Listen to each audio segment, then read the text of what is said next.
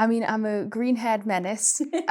So neon green is my color in the same way that pink is your color. If I can't do my makeup, if I can't put on a really cool dress, I can still look in the mirror and I can still be vibrant and green. When there's chaos, I can organize almost like a blank jigsaw. So I can take this chaos and I can mold it into whatever I want. And I'd come home and I would be so exhausted from doing that all day. My ADHD says, everything's new and shiny. I want to go and do that. I'll be incredibly blunt, like, okay, I had a nice time. I would like to see you again. Would you like to arrange a time? Or I did not have a lot of fun tonight. People deserve to follow their passions and have what they need to find their passion and follow it. Hi, I'm Holly Knight and I'm on the Nurture Your Zest podcast. Hi, and welcome to Nurture Your Zest. I'm your host, Ashleigh King, and I will bring you a wealth of interesting people with fascinating ideas across the tech industries, the creative industries, and also uplifting stories of courage and hope. We all go through prickly situations in life. I believe that through courage, creativity, and curiosity, you can find inspiration to nurture your zest. That thing that gets you up and out of bed every morning, the thing that lifts you up and lights up your day. So join me in the studio and let's see who we have in the hot seat today. Hello and welcome to Nurture Your Zest. Every now and then you meet someone who's just so special and they capture your heart. And I love meeting young people that are just really unique. Today's guest, Holly Knight, is just that and so much more.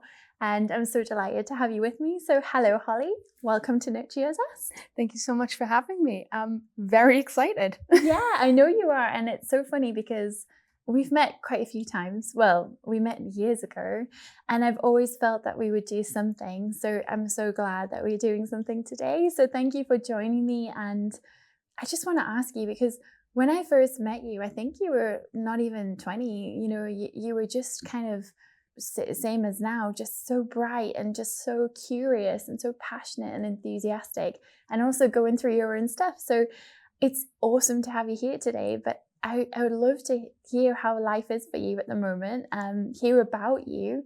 Yeah, I just love everything about you. So tell us about Holly. I mean, I'm a green-haired menace, is a nickname that we've got for me. I've had green hair for the last 6 years, since I was 16. Wow. So neon green is my color in the same way that pink is your color. I love that yeah.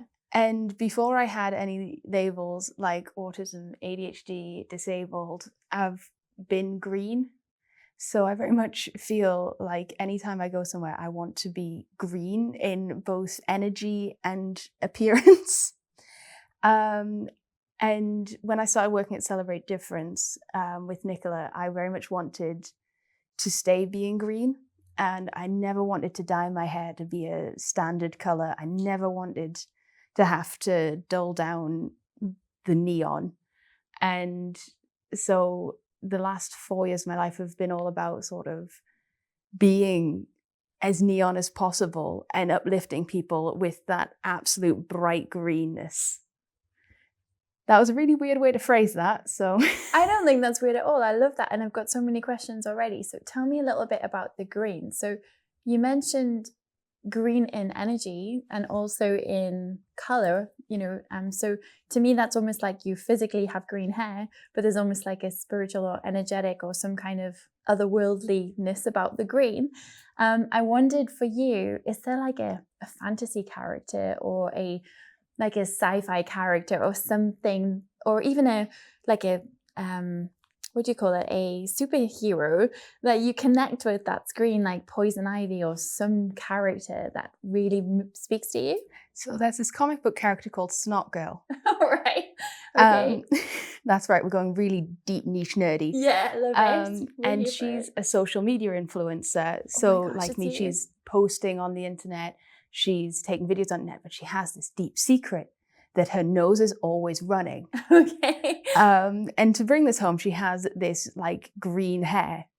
And she just goes on these like crazy adventures with all of the other influencers around and is navigating that influencer world with no one knowing about her snotty nose. Right. And it's like a really interesting read. And I picked it up originally because oh my God, she has green hair. And then I was reading it and I was like, oh my God, she's kind of relatable. But she's so you. I mean, you are all over social media. You know so much about tricks and trends and how to stay up to date and how to get the most from different platforms. And, you know, I count you and my lovely Chloe as like people to go to ask questions about how social media works. So that is so cool that you have this comic that you didn't even know there's almost like this alter ego Holly that exists. Oh, she is just the coolest. And she's got like this awesome fashion. And you know what? It's really, I find a lot of my inspiration in the weird, nerdy stuff. Yeah. So being able to see that green character and being like, it's me, was very justifying. Yeah. I love that. Yeah, there's really something special when you just connect with something. Yeah. So I love that you have your neon green, like I have my pink, and that's awesome. So when you think of green in terms of like more of a feeling, what does it feel to you? Because I'm thinking of things like chakras, and green is usually your heart chakra, which is about money, but it's also about love, and it's about kind of holding space for people and things like that. And I do think you hold space for people, especially people who are neurodiverse and who are maybe exploring parts of themselves that they're not quite comfortable with yet. I think you lead by example in that way. So what feelings does it bring up for you, that green? So green's always been about energy for me. And so there's been times where I've had no energy evers. And life has just been exhausting. And we've all had times like that. And I just find that the color green gives me the energy, if that makes sense. So if I can't do my makeup, if I can't put on a really cool dress, if I can't, you know, go out there and be that really bright version of me, I can still look in the mirror and I can still be vibrant and green. And being able to bring that green energy to other people. Like I walk into a room and the first thing people see is like neon green. And the first thing people ask me about usually is, your hair, it's green. And like it brings other people so much joy as well. And it gives them a lot of energy. And that's something I find really cool. Something as simple as having colorful hair, helping other people and myself feel just the energy. And it's such a joyful, bouncy, chaotic energy that I love to have and I love to give. It's so fun talking to you because I do feel safe in your presence. And Thank it's you. more about when you're talking about chaotic energy. That's how I've often explained myself. It's like this creative chaos. And I love it and I thrive in it. And not everyone can. But I really struggle with the like clinical, perfect, like calm. It just doesn't really I remember we talked about this at a workshop I ran where we talked about like words and your podcast name and your brand words and stuff. Like the word, when I was trying to figure out what Nurture Your Zest would be called, I did this exercise called wordplay that I like to do, and the words that I really struggled with were calm and obedience and like discipline, and they still just don't bring me any kind of juiciness or fun or zestiness. But what you're explaining there about just like chaotic energy, I totally get it. It's like I have to have all of that to then be able to create something beautiful out of it. Do you resonate with that? Yeah, it feels like when there's chaos, there's something I can organize, almost like a blank jigsaw. Yeah. So I can make my own really weird picture with it. And I can take this chaos and I can mold it into whatever I want. But with calm and structure, it feels so Limiting? rigid. And yeah. There's nothing I can do with that. There's no chance for me to be able to turn around and go, but what if we made it neon green and included dinosaurs and sparklers? Yeah. There's no room for that in there. But when there's no room for that sort of thing, how am I meant to grow and change it? It doesn't compete with my brain. It isn't compatible with my brain. So what you just said is really interesting.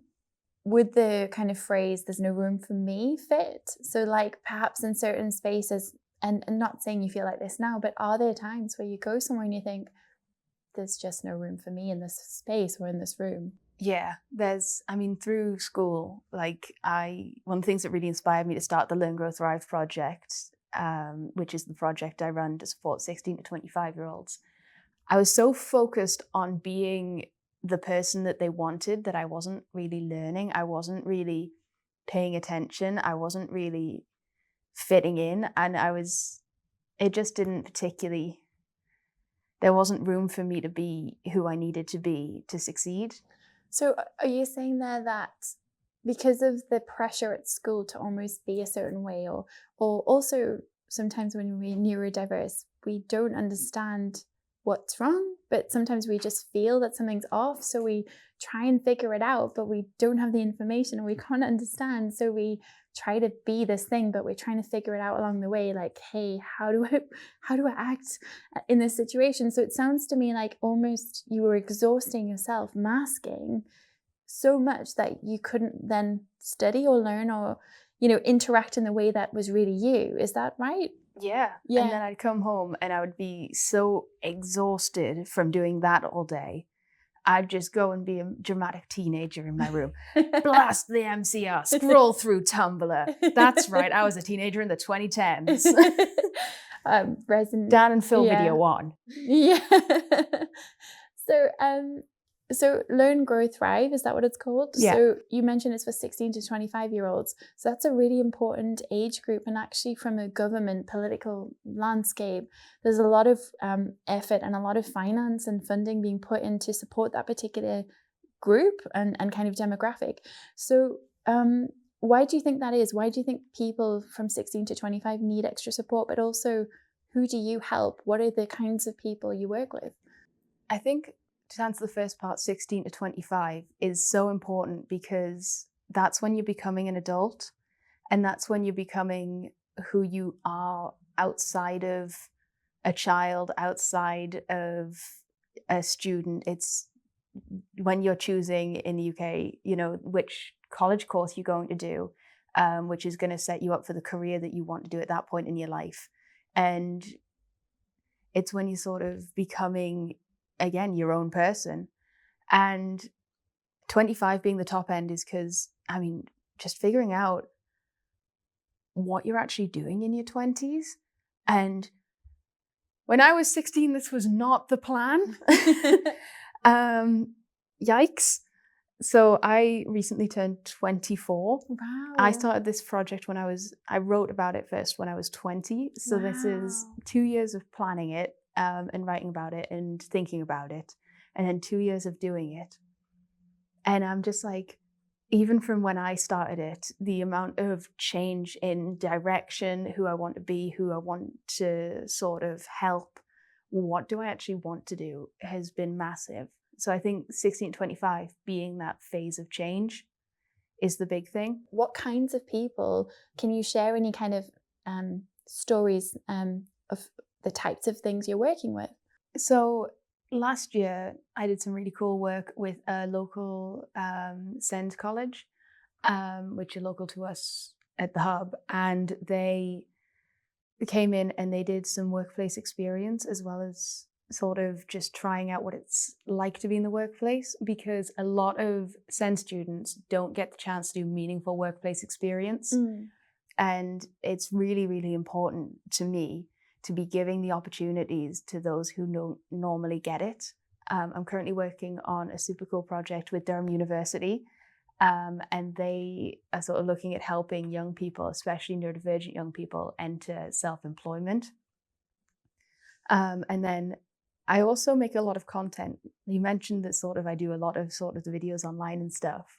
And it's really beautiful whenever somebody comments or sends me a message based off a post and says, I didn't know that was a thing, but it resonated with me so deeply. So thank you so much for talking about that. And so that's something that's really, really important to me in the project. We've also done a whole host of workshops on all sorts of things. So we've covered everything from gender identity and neurodivergence to sort of what does burnout actually look like, how to prevent it, and then how to get out of it. Because as a neurodivergent person, you're probably going to end up in burnout at some point. It's just going to happen. So, we've had all sorts of talks on there as well, where people have come along and they've left with all this really cool information that they were able to access for free. I love that. Wow, and it's true. People who are neurodiverse are more likely to burn out. And also, I've been reading recently, so for anyone who's not aware, SEN means special educational needs, and that's a term we use a lot in the UK. What I was going to say is I've been reading a lot about kids, actually, because I've recently become a mum, and you have kids as young as 4 going through burnout, which is just wild to me that, we need to learn more about burnout. But also I think we're living in a time where people are using screens so much, and we have so much dopamine seeking behavior where we are more at risk of burnout as well. What would you say is your kryptonite? So you love green. I'm a big Superman fan. What would be your kryptonite as a neurodiverse person? I say yes, because my ADHD says, everything's new and shiny. I want to go and do that. And so I go, yes, I will do that. Oh my God, another exciting thing. I'm going to go do that. And then sort of the rest of my brain goes, okay, yeah. Have you considered sleeping? Or resting, or hiding in a cave away from people for the next decade. So it's that just taking just so much on, because I think it's all so shiny and it's so exciting, and I do really want to do it. Because I read a lot of things where it's like, check in, do you really want to do it? And it's yes, I do. I do really want to do it. But I can't do it all. And that's the thing. I have to go, I can't do that. And I'm really having to practice that. So someone messaged me about this really cool event that's happening in Durham next week. And I had to be like, no, I would love to come. I'd love to talk to you about this. But I, unfortunately, will have to reschedule that for February, because my January is now full. I think it's really important what you're saying there about almost having, like, giving yourself space, almost like, hey, yes, I can do cool stuff, but I can only do one event, or I can only do one podcast appearance. It's not necessarily about giving yourself limitations and numbers, because I know that I can feel that kind of discipline and rules based, but I guess it's about like, I have a time window.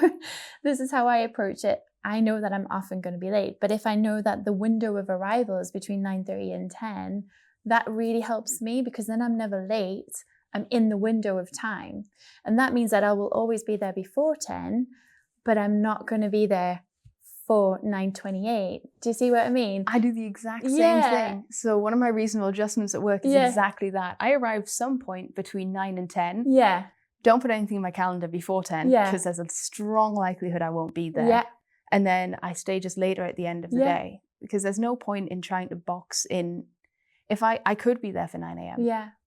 But I'll sit there till 10 going like this. Yeah.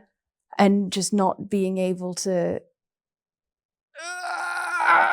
and just the rest of the day's gone, because my brain is not going to work with me. It's so funny you say that. I learned that in one of my first jobs in my 20s about this kind of sense of, I would always get to work maybe 9:30, but some of my colleagues would have been there from 7 or 7:30.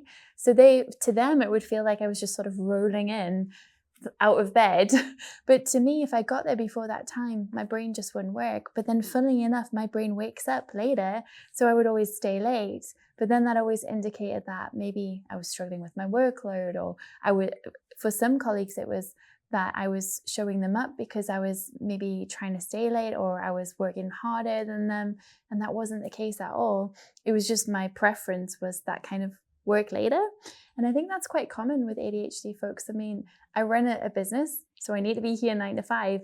But in an ideal world, if I could work at my best time, it would be like 3 a.m. or 10 at night. That's when I'm most productive. And it's interesting, if you look back at evolutionary stuff, ADHD types would have been up and alert and hunters, so we would have been watching out for risks and alert, threats. And so it's natural for us to be up at that time of night. So we're working against our bodies, which is exhausting. It's a lot of the sort of traits of like ADHD and autism that you sort of go, well, why is that negative? Because one thing about me is everyone's like, you're very blunt. Yes. I am. But also, why is that a bad thing? I'm telling you exactly what, I'm telling you the truth. And there are times I maybe could add a little bit of sugar. But, you know, I am blunt, but that means that I am going to tell you the truth. And is it not better to have the truth?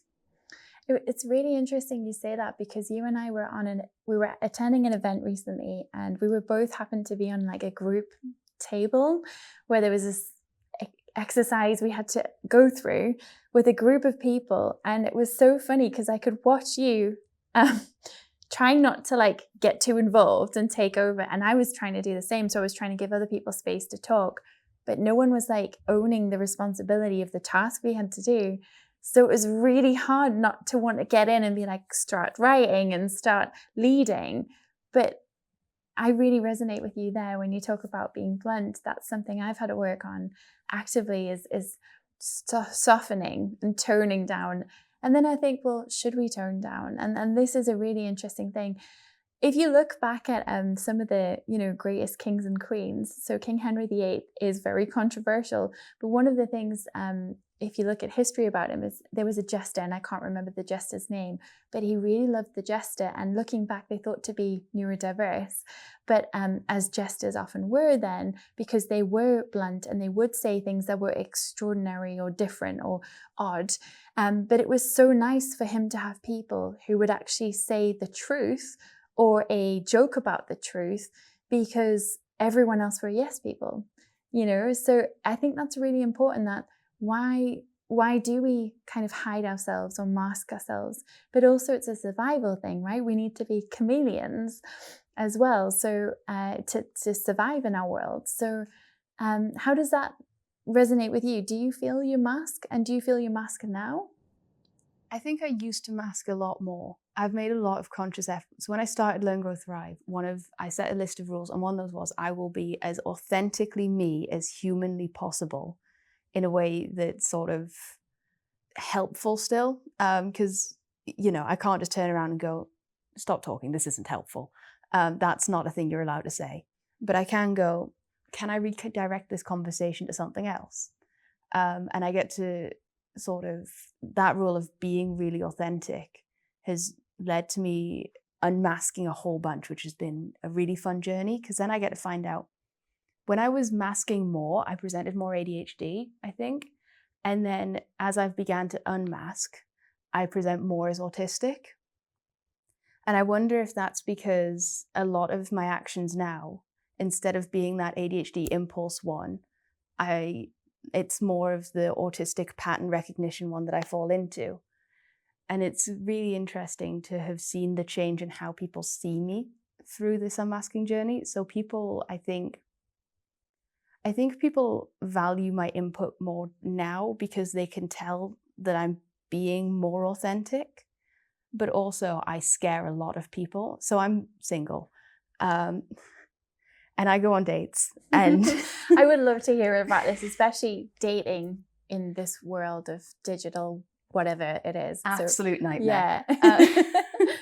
Bad. Right. But I will go on dates, and I'll be like, hello, you know, just so you know, I am autistic. So, you know, I sometimes do miss on social cues. And then I'll be incredibly blunt, like, okay, I had a nice time. I would like to see you again. Would you like to arrange a time? Or I did not have a lot of fun tonight. I hope you find what you're looking for. And especially with people who are neurotypical or like quite heavily masking, they seem to think, oh, you mean the opposite. Oh, wow. And I'm like, no. I would just say what I think. Yeah, there's no hidden meaning here. I'm not playing games. It's just, yeah. Like, I'm not saying I want to see you again, because I don't. Yeah. And then, like you say, I want to see you again. What? It's very confusing. The social rules of the whole dating thing are just so weird. Especially as someone who presents female, you're like, wait, was I not meant to go first. Yeah, it's almost like, was I meant to wait for you to call? What was that old rule? You wait 3 days by the phone or something? That's so outdated. Doing that. Who's got time for that? And also with ADHD, who's got the patience and memory? I was going to say, there's people, like, I was in a long distance relationship for quite a while, and it was quite difficult with my ADHD because I'd forget what he'd look like, and because he wasn't there all the time, I'd just sort of forget a little bit. And that was really tricky to navigate.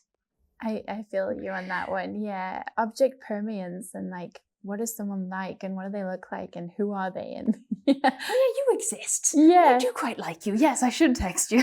Do you know, I have this, but with friendships, I really struggle with friendships. How are you with friendships? Because I just find it, like, I just get so wrapped up in a hyper focus, so fixated on special interests. So I'm great with my friends in person, in the moment, like holding space for them. But zoom out, I forget about them. And like, I've got 3 best friends, and I might only see them 3 times a year. And I'm so bad at just going like, hey, do you want to hang out? Because I forget. And especially, I don't know, do you use your personal phone for work and your projects? I try not to. Well, but that means I do. Yeah, I do. And especially things like posting on different platforms and stuff. And I always want to help people, and I always want to like respond to every notification. And that means that sometimes I just want to throw my phone in the bin or the river or something. And so texting is just like, it's another chore, isn't it? It is. And it's another expectation, and then you don't fill that expectation, and then you feel terrible, and you're like, ah! And you feel like you've got to like apologize 15 times before, like, I'm so sorry I haven't texted you back for so long, but my brain thinks I've texted you, and then it's the middle of the night and I can't, and it's not socially acceptable, and it's a whole thing. Yeah. So I'm incredibly lucky to live with my best friend, and my best friend, they're also autistic ADHD, and so we have great fun. Why are your keys in the oven? I don't know. And then we spend an hour just sort of going over, well, where could the keys go? Or, you know, have you put them in the toaster? Yeah. In the freezer, that's a popular one. Or like, you know, we'll sit and we'll just we'll talk at each other. Mm-hmm. So I'll be talking about something that I'm interested in. They'll be talking about something they're interested in. The two are maybe connected by a hair. And realistically, we're just talking for the sake of talking at each other. But that form of communication is important to both of us, because we're getting to learn about what the other person wants, but we're not stuck in that social rule of, how was your day? The weather's bad, isn't it?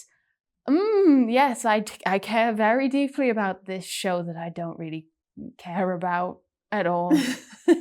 Yeah, it's so hard small talk. You're so right there. Like, I always say, like, tell me what you yearn for, like your true deepest dreams and fears. Like, I'd rather know that than like, so the weather's snowy or sunny or whatever. It is an interesting comment on the Brits generally. Like, I'm not British, I'm South African, and so moving to the UK, I found that very strange how often we talk about the weather, but it is a polite small talk way of, I guess, interacting with people, so it's important.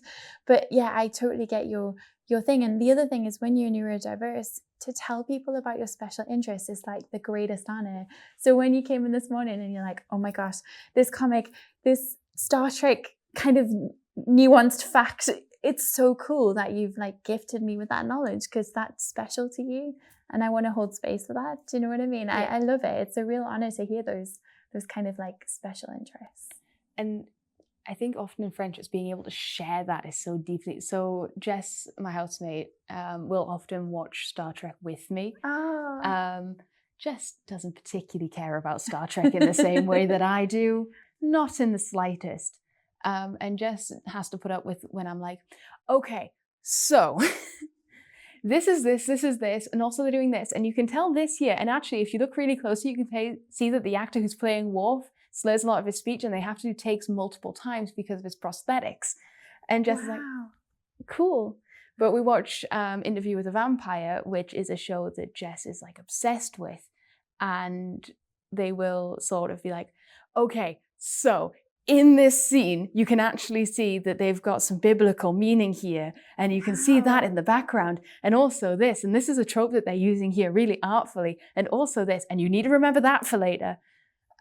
So being able to share that sort of thing, it creates such a special bond, I think.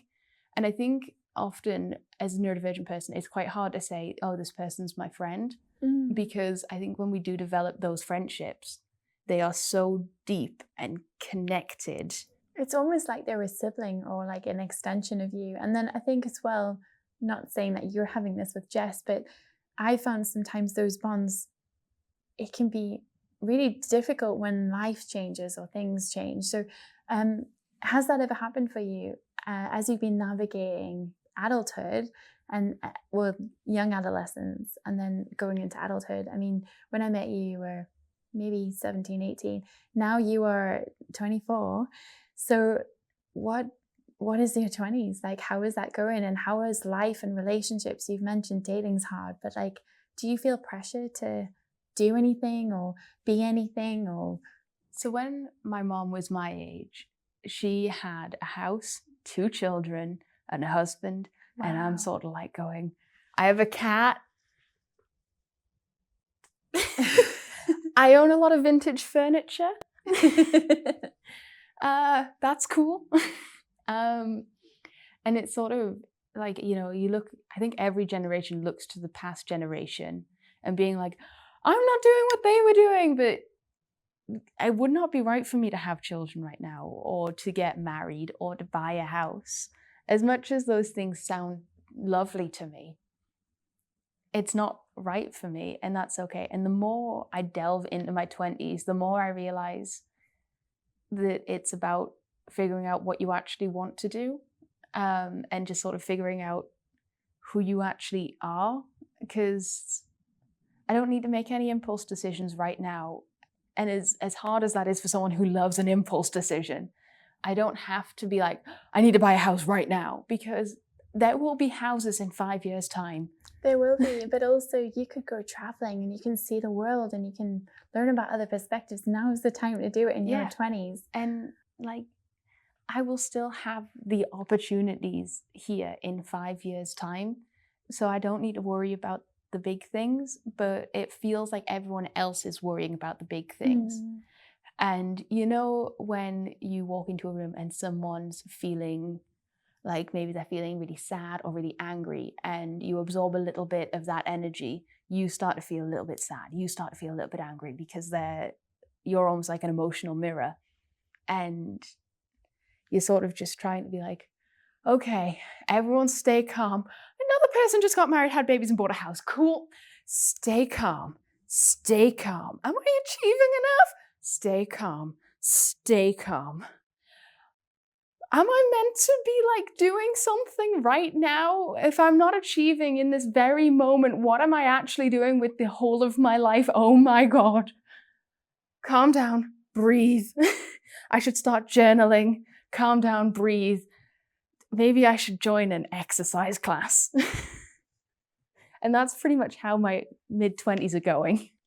Yeah, almost like constant seeking validation, or what is my existence, or where am I going, or what should I be doing, or what is the rest of my life going to look like? Yeah, you know, it's funny because I love a lot of different kinds of music and I love a lot of different kinds of musicians, but I'm a real fan of Youngblood actually, and I love his stuff where he talks a lot about like this sense of feeling good enough, and am I good enough, and will I ever be good enough? And I think that's why a lot of people connect to that music. Yeah. And I guess what I was going to say is, for me, my 20s was like experimenting in a lot of important lessons. Some of them were really hard. And then my 30s has been almost like figuring out that I can trust myself. And I love getting older. I'm actually really enjoying it because I'm learning so much about myself with every year. And when I was a lot younger, I always thought, oh man, I'm going to be old one day. Like, that's going to suck.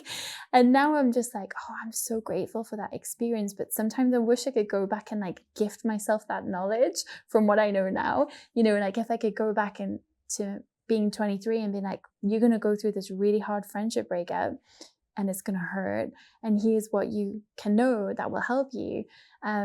But I think as well, we're all on our own journeys, and whether you believe in fate or whatever, it's important to give yourself the permission to feel what you feel and to live what you're living and to explore it in a fluid way. You know, I think it doesn't have to be so you must get this by X. You know, dates and times can move.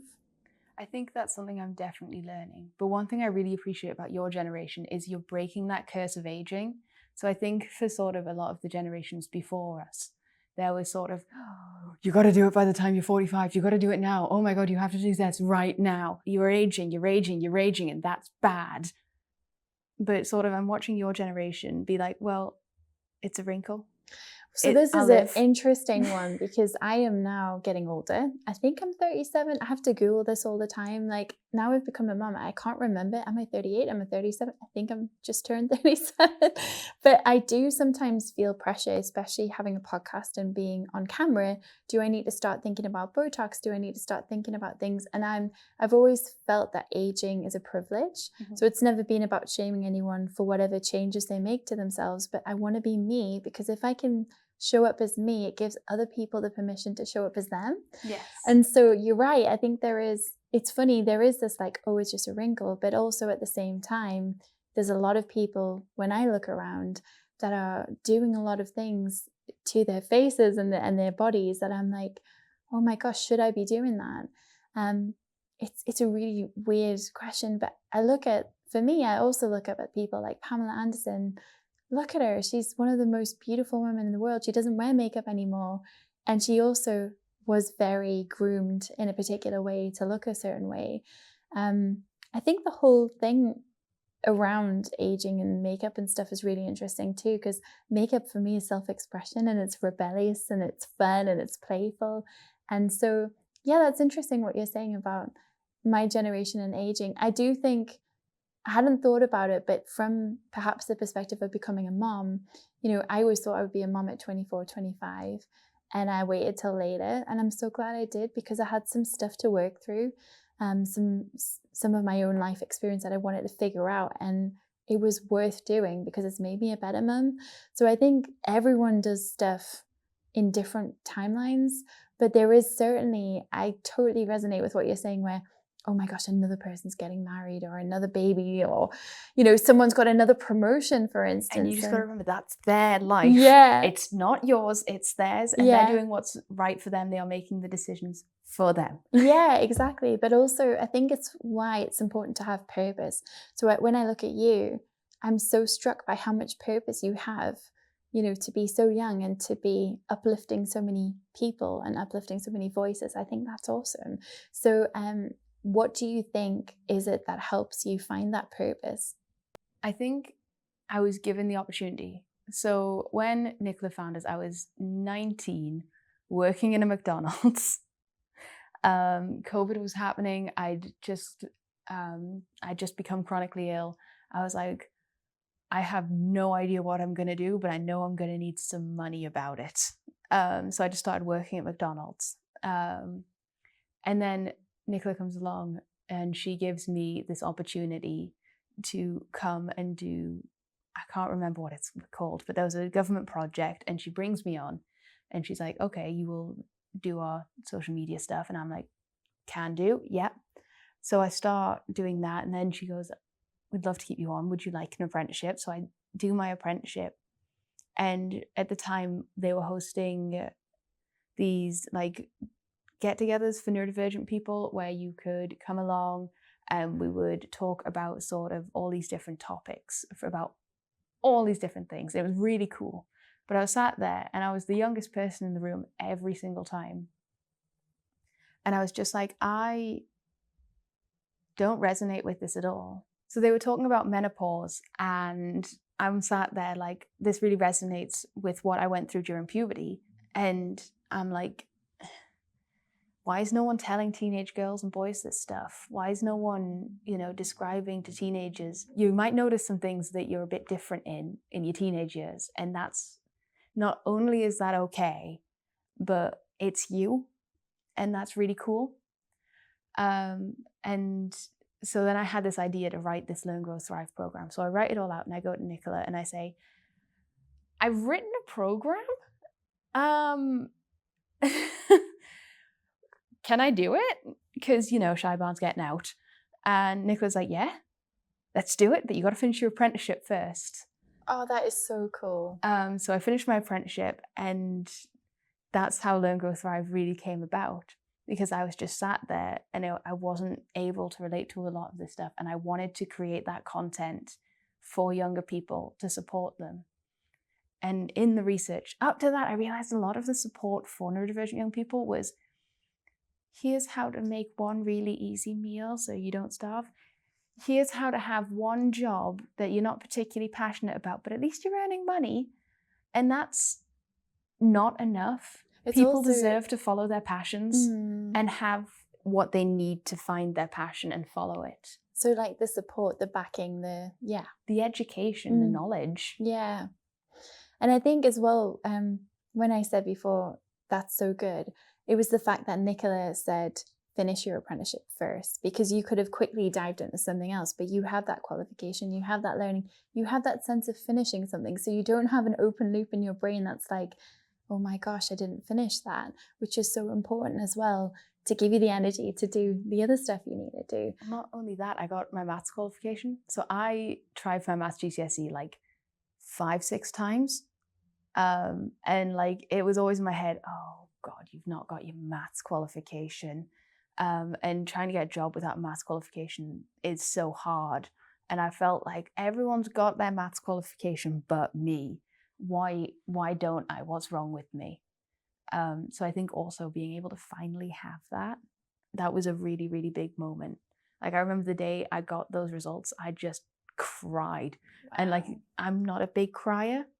So like, I remember like Nicola stood there watching me like this with like this face of shock as I'm just crying, holding this, because it was just pure relief that it was, after so many years, done.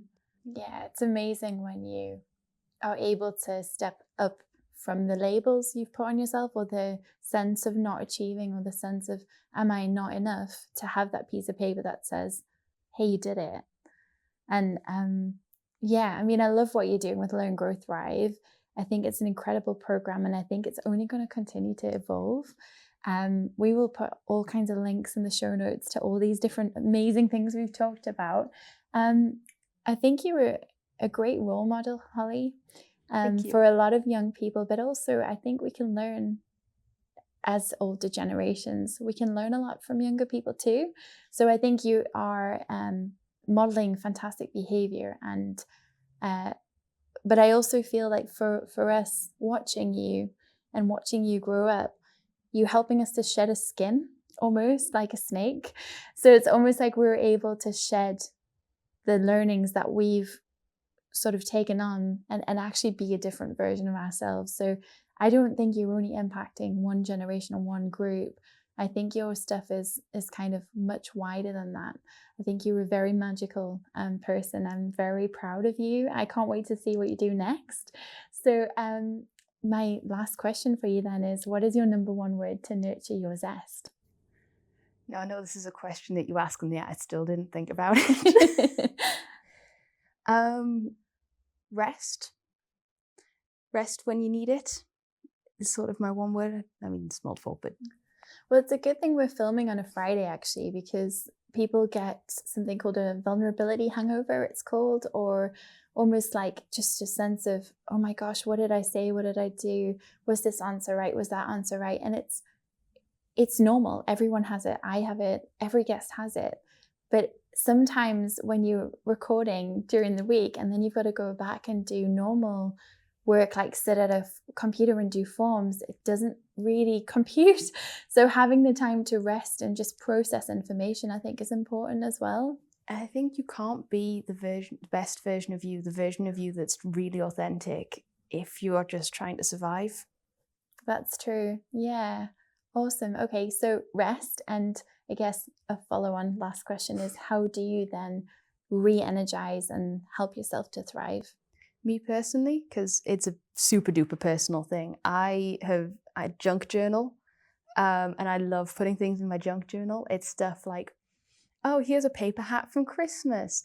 oh, this is the receipt from a really nice coffee shop I went to, and here's a little story about it. And I really, for me, engaging in artsy stuff is really life to me. It just brings me so much life and joy and peace. I love that. And I think it's such a great way to be creative, do something hands-on, and it takes you away from your phone, which is great. And it's what you do for your job, and it's important, you know.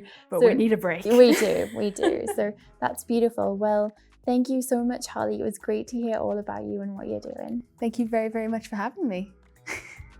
Thank you so much for listening to Nurture Your Zest today. If you're feeling extra kind, it would mean so much to me if you could share this episode with your friends or family or anyone who you think might feel inspired by this content. Liking, sharing, or interacting with our content is a great way to support us as content creators, and it helps us to bring interesting stories and more people to you.